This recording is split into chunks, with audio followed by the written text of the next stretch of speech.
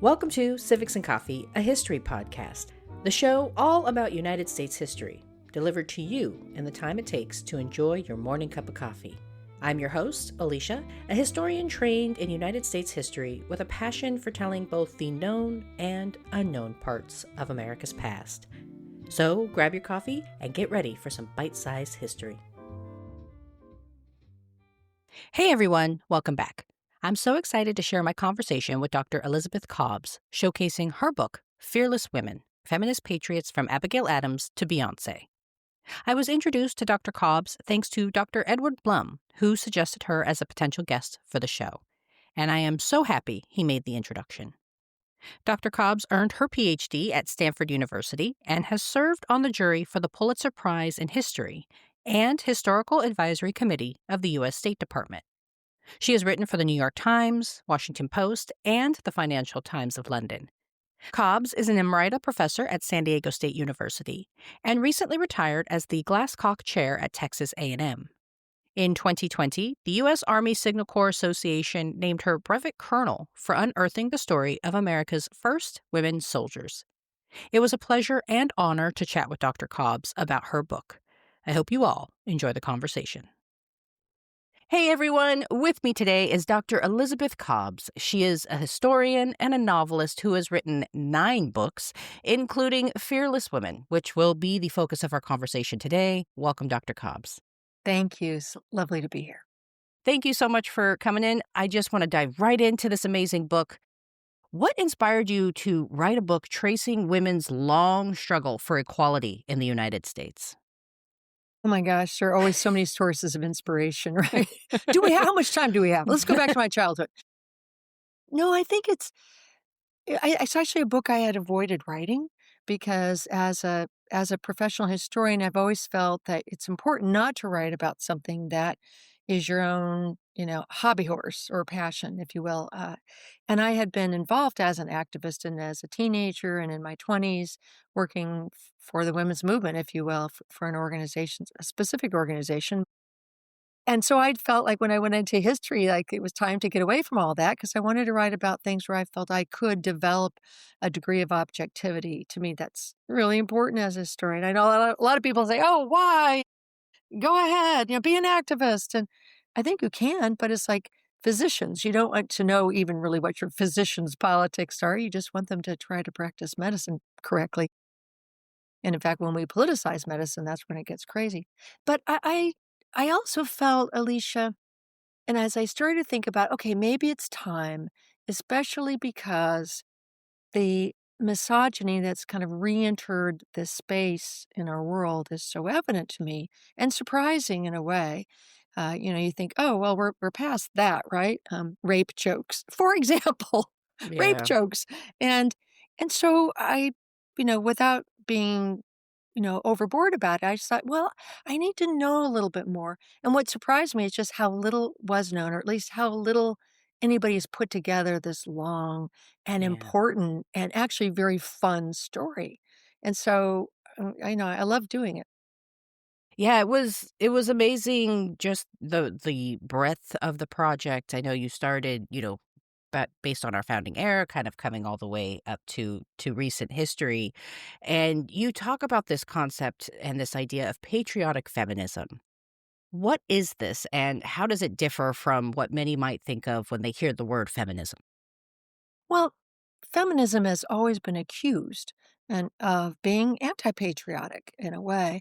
And the first real public evidence we have of feminism in the United States is from 1774, 2 years before the Declaration of Independence, and a group of women got together and they wanted to throw their tea in the harbor, and and they did, by the way, down in North Carolina, and they were immediately made fun of all everywhere. I mean, not only what wasn't yet the United States, but also in London, and this thing, how how dare women do that, and that's like somehow cheapening and making the cause look stupid. And so I think that we still have that today, but it's patriotic because what I came down to was what really inspired me was the extent to which the women who were trying to push this project forward, if you will, were always people who were very civic-minded. To go back to your title of your own podcast here, they were very civic-minded. And they, like other patriots, would say, gosh, we really love our country, but, we want our country to be our country. We want it to be as good as possible. It's sort of like homemaking, if you will. I have a home and I want to make my home as wonderful as possible, as comfortable and as, inclusive and as, supportive as possible. That's what our homes are about. So these were women who were doing that. And yeah, it goes from Abigail Adams to Beyonce, which I felt was a little like Buzz Lightyear to Beyonce and beyond. But it was very fun to write about these very civic-minded people in every generation. Yeah.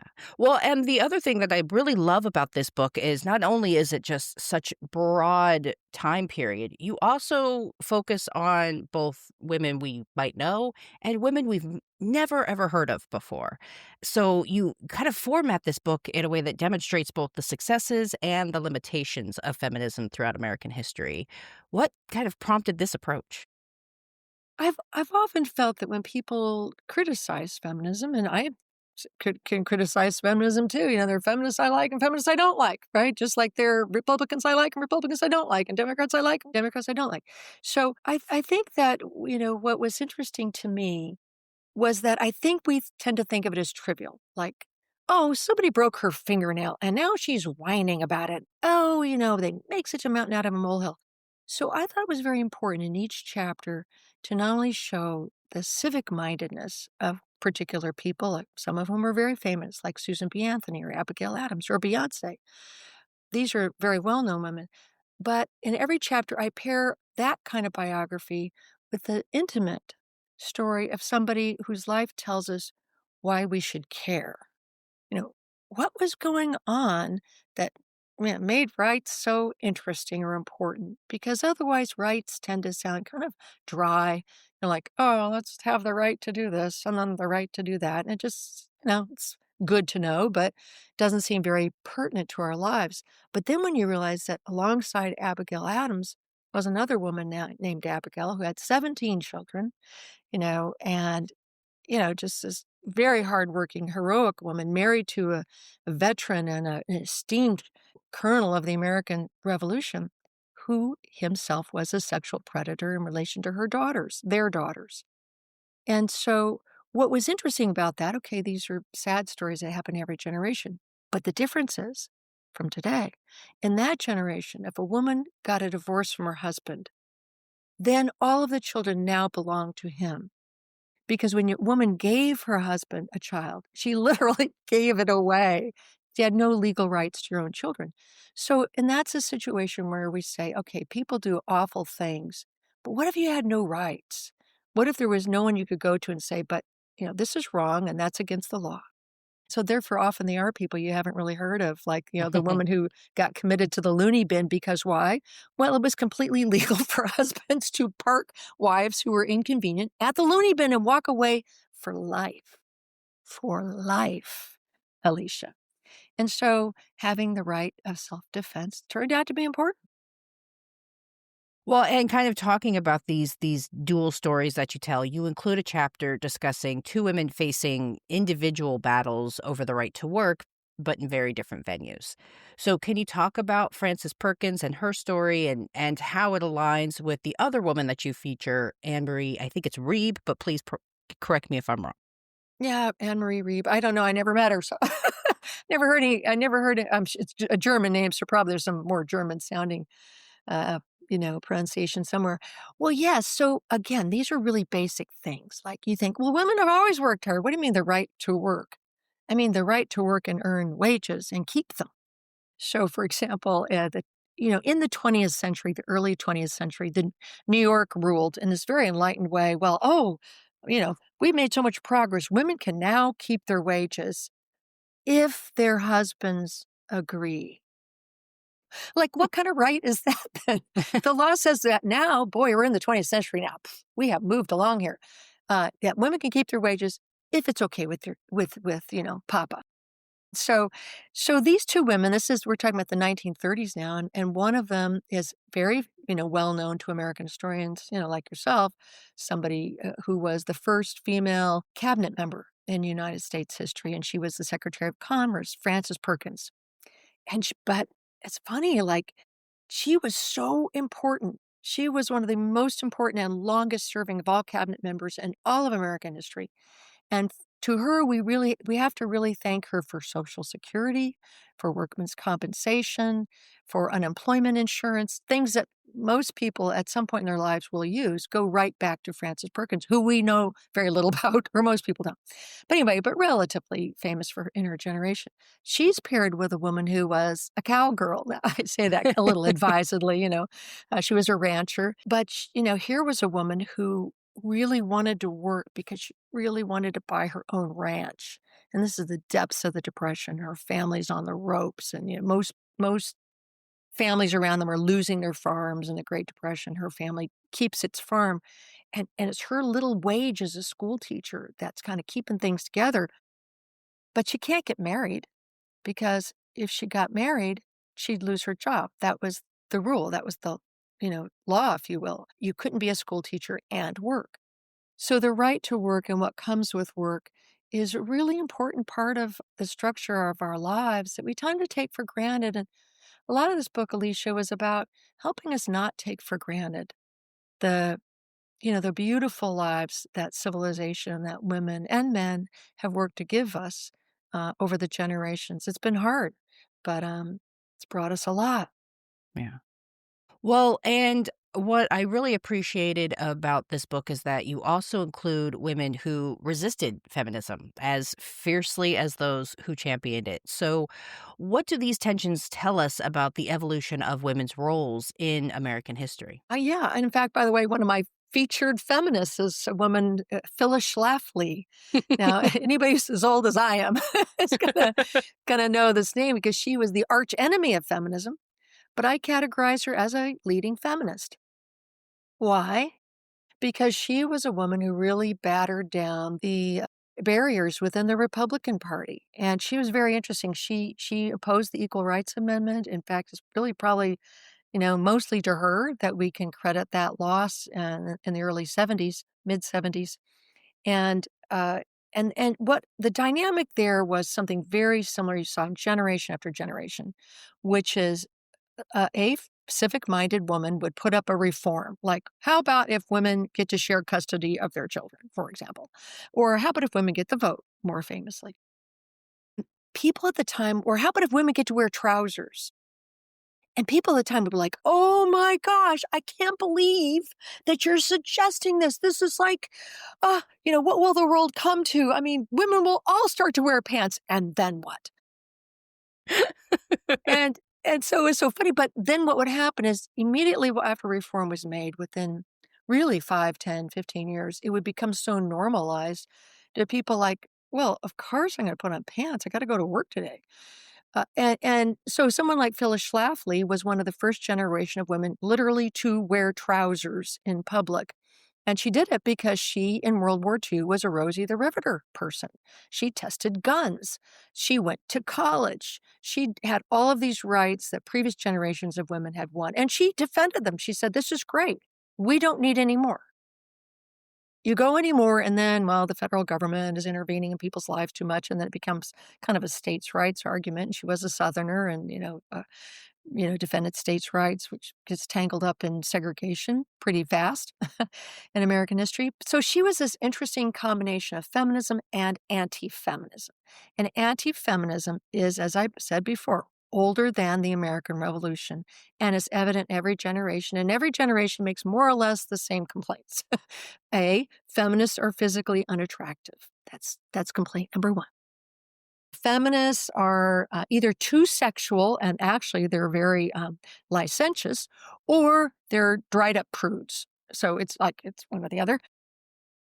But the other complaint is that they cause social chaos. They lead to women having empty lives, that women will relinquish love and children. Anyway, the list goes on. So it was interesting to me to see how every generation had women who opposed it. And And I don't mean to make them sound trivial, by the way. I think reform is always a double-edged sword. Everything has unintended consequences. And it's always the unintended consequences that are the negative ones. The thing we were aiming at that we get, we're like, pretty awesome. But no, they were raising reasonable questions that always need to be raised. But in the case of someone like Phyllis Schlafly, I think it was, ultimately a very negative effect. Yeah. And this book, like we've been talking about, kind of spends one part of the chapter talking about discussing and analyzing a life of a woman that is more well known in American history: Abigail Adams, Phyllis Schlafly, Beyonce. But you also spend time kind of investigating the lives of these women that, for without your research, we would know nothing about them. And so I'm curious, how did you find these supporting characters and how did you source them? What challenges did you come across when trying to figure out, okay, how do I pair Abigail Adams with Abigail, I think Bailey was her name, right? Yeah, two Abigails in the same chapter. Well, it's that process, as you know, of digging and digging around a story. I mean, it's almost like being a paleontologist or archaeologist or something. You find something familiar. You know what strata you're in, and then you're just kind of working away at the dirt trying to find stories. And I wrote it during COVID, so that changed everything for me. First of all, in some ways, it made it easier because there was all this wonderful, I don't even know who organized it, but there was a lot of wonderful free access temporarily during COVID that historians could get at some things which were digitized. But you couldn't get after what we would normally be looking for, which was, paper, one of a kind documents. So I, I couldn't do that with this book and which was very different from the preceding nonfiction book I'd written on a group called the Hello Girls, where I was able, I flew to Missouri and Seattle and got stuff from Chicago and New Hampshire and, all around the country. So this was very different. But, the deeper you dig in an era, you start to hear names. You're like, oh, huh? What? I've never heard that name before. And then you start to see, like, is there any manuscript evidence? And that's the problem, by the way, with women's history in general, is that most of these things aren't kept. I actually wrote about Alexander Hamilton and Eliza Schuyler in a novel I wrote before the musical. I have to say, because I sound like such a little cheesy add-on. But anyway, I was writing it actually as before the musical while it was in production, but I didn't know about it. Um, and one of the interesting things there is someone like Alexander Hamilton, you have volumes and volumes, including all the lies people told about him. It's just all the scurrilous scandal sheets. I mean, you don't even know it's a 1,000-piece puzzle with 4,029 pieces. You're like, okay, which of this is trash? If you look at Eliza Schuyler, his remarkably civic-minded wife, who was such a force in her own right, so complex and so interesting and so heroic, lived 50 years after he died. And it's a 1,000-piece puzzle with 122 pieces because she throws it all out. And Lin-Manuel Miranda makes a scene out of her, you know, burning her letters to him and makes it seem like, well, she just does this because, what privacy or whatever. But you have to understand, Martha Washington did the same thing. The idea is that women should efface themselves. So the whole self-effacing thing, if you stand back, then your husband will be seen in his full dimensionality. Whereas if you're too close, it muddies the waters or whatever. So women just didn't keep a lot. So, finding these sources was, part of the journey. Well, I imagine writing a book like this requires some discipline and scope. So, what's one story or woman that you wanted to include here, but you had to omit from the final draft? Well, wasn't even really draft because, art takes place within boundaries, they say. And I guess Alfred Hitchcock has some famous quote about that. You have to create the boundaries, and that's the most important piece as a writer and as a historian is to decide what you have to include, what you could include, and you never include the stuff you just could include. You have to do the stuff that must be included. Well, there was, for example, a woman who was the 19th wife of Brigham Young. I had this little Mormon thing going for a while. I was like, oh, that'd be so cool to write about that. And I'm like, no, She's just not as important there. Her story is interesting, but it's not the key story. I wasn't going to include Susan B. Anthony. So here's a kind of a weird thing, like who do you include as the representative woman, civic-minded woman of that era? And there are a lot of people who argue for Elizabeth Cady Stanton or any number of people. And and then she just turned out to be so much fun, and she was so much more than I knew, and I thought I knew. I mean, I had been involved in feminism as a young person, so I always cared about this stuff and had read in it, but I had no idea. I had no idea, and I loved writing about her, rediscovering her, and I hope readers rediscover her and go, "Oh my gosh, I didn't know she was known as being funny." That was kind of I did have to include people who had a sense of humor. You have Well, to. I don't know if Phyllis Schlafly had one. I never saw evidence for that, but generally I did. And so this book comes to, recent history. As we mentioned, Beyonce is one of the ladies featured here.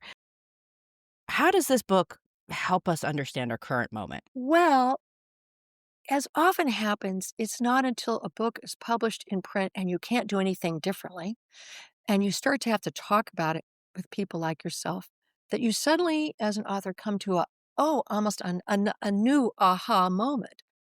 I had structured the book in such a way as to show how every generation helped us establish a particular right. So it starts with the right to learn, right to an education, the right to learn, then the right to speak. I mean, did you know women weren't supposed to speak in public? These kinds of things. So what I later, my aha moment is I was trying to put this in some visual format in PowerPoint for something, and I realized, well, it's like a ladder. I know it's the ladder of liberty. Now think Mm. of climbing a ladder. Have you climbed a ladder, Alicia? I have Yeah. climbed many a ladder. If there's a rung missing, you don't really get to keep climbing. Maybe the first rung, but you don't get to keep climbing if rungs are missing. And so what's happened, we have this architecture that women and men together have created because men were very important in the struggle. I mean, men who supported women's liberty in general and liberty for women in particular, because that's half the population. And so what for our present moment is to know that each rung of the ladder is important. If one gets kicked out, it makes all of the other steps above it hard. So the latest step, the last right, which I don't think we've completed, is the right to safety. Which, by the way, we said when the revolutionaries said every person is entitled to life, liberty, and the pursuit of happiness. Life is the first. A government that doesn't protect your life is not a government that is serving your interests at all. So, for example, in this latest chapter, I talk about the fact that all these rape evidence kits, the big scandal 10 years ago, as it turned out, none of them were processed. It's like putting your letter in a box, and then turns out there's a hole in the ground under the box. It just goes right down in the hole. So today, for example, there are people who say, well, women really shouldn't be so educated. Education's not helping women.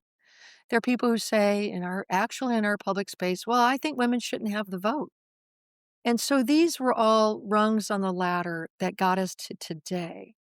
And so I think when we take progress for granted, we just say, oh, that's just, of course. It's not, of course. And what was the first thing the Taliban did in Afghanistan is to take away high schools for girls. That was Abigail Adams' big innovation. That was the innovation of our revolutionary generation, men and women together, who established the first high schools, higher education, if you will, for women. So much of the success of our country is wrapped around feminism. By educating women and then allowing them to speak in public, it laid the basis for mass education. Because what did educated women do?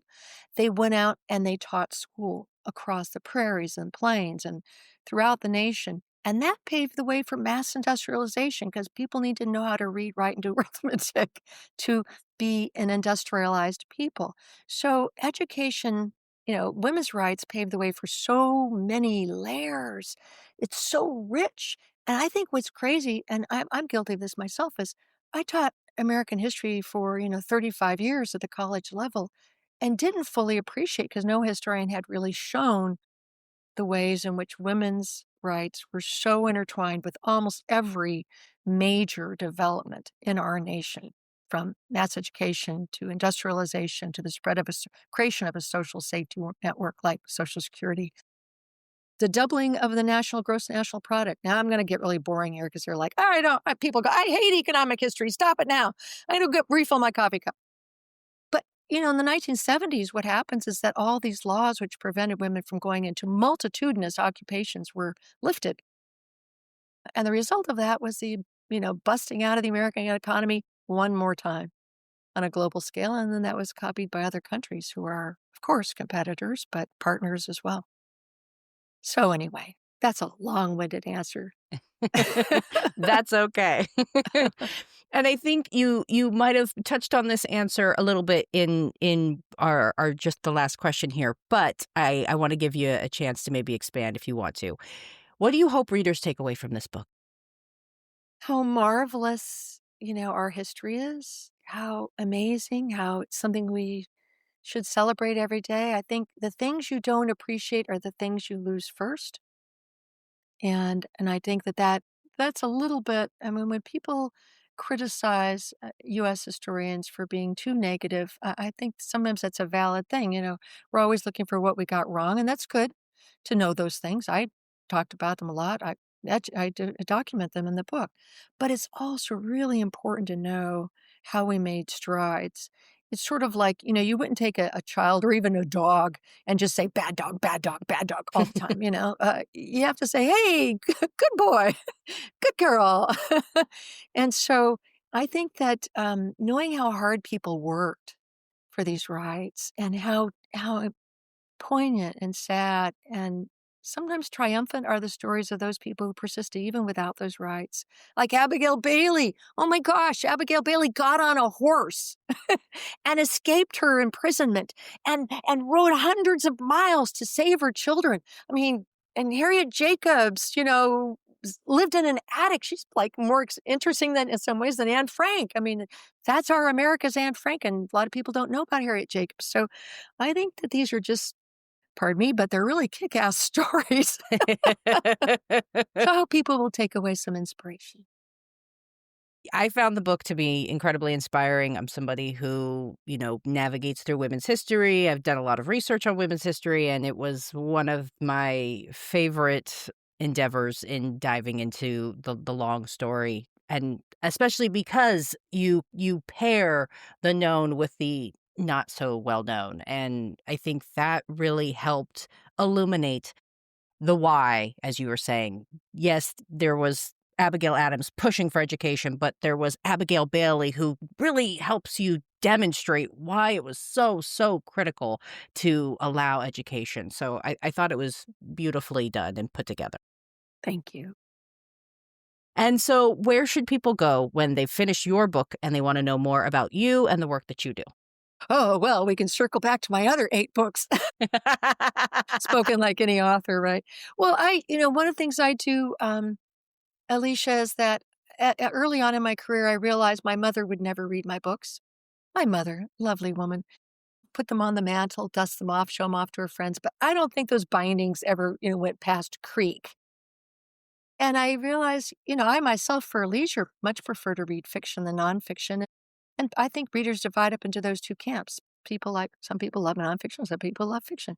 So I started writing fiction. And so I hope that maybe some listeners will go, oh, well, I just want to get in the bathtub and read something and not be too heavy. So, I wrote a novel my last novel was about Harriet Tubman. And that was really fun to write, and I loved walking in her footsteps. This was her Civil War career, by the way. It's not the Underground Railroad, but it's her military career. The Tubman Command or the Hamilton Affair, or my first novel called Broken Promises, and they're all stories in American history, based as closely as I can get on the actual facts. And then from there, we try to understand what people did. Although I have to say it's rather funny, when I was writing the Hamilton Affair about Alexander Hamilton and Eliza Schuyler, I'm like, okay, what do you do with sex scenes? Are my colleagues going to respect me in the morning if I, as a historian? And then you're like, but I'm pretty sure they had sex because they had, 6 or 7 children. I can't remember now. Maybe it was 8. She had a lot of kids. Yeah. And so do you have a website I do. or are you, okay, what's your website? My name, Elizabeth Elizabeth Cobbs, one word, I guess, Mm, .com. wonderful. And yeah, so, I do all kinds of, I'm on plastered all over YouTube. It's ridiculous. Although the funny thing is I now have gray hair and almost all the images come up are, dark hair. And I call this color COVID gray. And so, it was a long time in the making, this particular color. So, but yeah, no, it's people can find me in lots of places, I think. And we have just scratched the surface of this incredible book. So before I let you go, is there anything that we haven't talked about that you want future readers to know? Gosh, yes, I would say, we're talking about inspiration. I think I would say is that we are all feminists, almost all of us. That's the amazing thing to me is that I think it's a word that people say, well, I want you to know I support women's right to vote. I think women should go to school. I think you should be able to keep your own paycheck, but I'm not a feminist. And in fact, that's how I start the book with 3 women professors whom I asked. I said, I'm just curious. I was like, I'm starting to write a book. And are you a feminist? And they're like, all 3 of them, not. One of them taught at a school that had just been integrated by sex, was previously all male. One was like an endowed professor at, the top Ivy League universities, which was an all-male college. They're all women who absolutely had benefited every step of their lives from feminism, and yet we're afraid to embrace the word. I really feel that all of us should be embracing this word in the way that we say we believe in democracy. That's all. Now, if you really truly don't believe in democracy, then go ahead and say that. But if you believe in women's rights, say, well, of course I'm a feminist, whether you're male or female or non binary or whatever. Um, this is like saying, I believe in the and dignity of every human being. It was Eleanor Roosevelt, by the way, whose definition of feminism I've used. And I think people go, huh, what? Because Eleanor Roosevelt in 1934, 1935 put out a definition of feminism, which was, I'm now going to have to paraphrase because I don't have it in front of me, but it was something like feminism is the idea that all Americans, regardless of their sex, should have equal rights and dignity. Something like that. It's just vanilla. But that really is what feminism is. So please imagine you do, Alicia. All you listeners, call yourself a feminist. Find a way to introduce that into conversation. Well, yeah, I believe in like the vote. I think every person should have a vote. And I think we should have representative government. Of course, I believe in feminism, meaning, women and men deserve equal rights and dignity. Just say it 10 times a day because it's been stigmatized and that hurts us. Well, to the listeners out there, please consider picking up a copy of Fearless Women. It is a fresh take on women's history, and it is accessible and a beautiful, broad view of the story of American women, and a book that I think is especially critical in the moment that we're facing. Thank you again, Dr. Cobbs. Thank you, Alicia. My thanks again to Dr. Cobbs for spending her time with me. Please consider picking up Fearless Women at your local bookstore. It is an incredibly rich story about the struggle and power of women throughout United States history, and is a great snapshot of the various stories women have to tell. Thanks, peeps. I'll see you next time. Thanks for sitting down with me as I explored this chapter of American history. If you liked what you heard, be sure to subscribe and share with your friends. I look forward to our next cup of coffee together.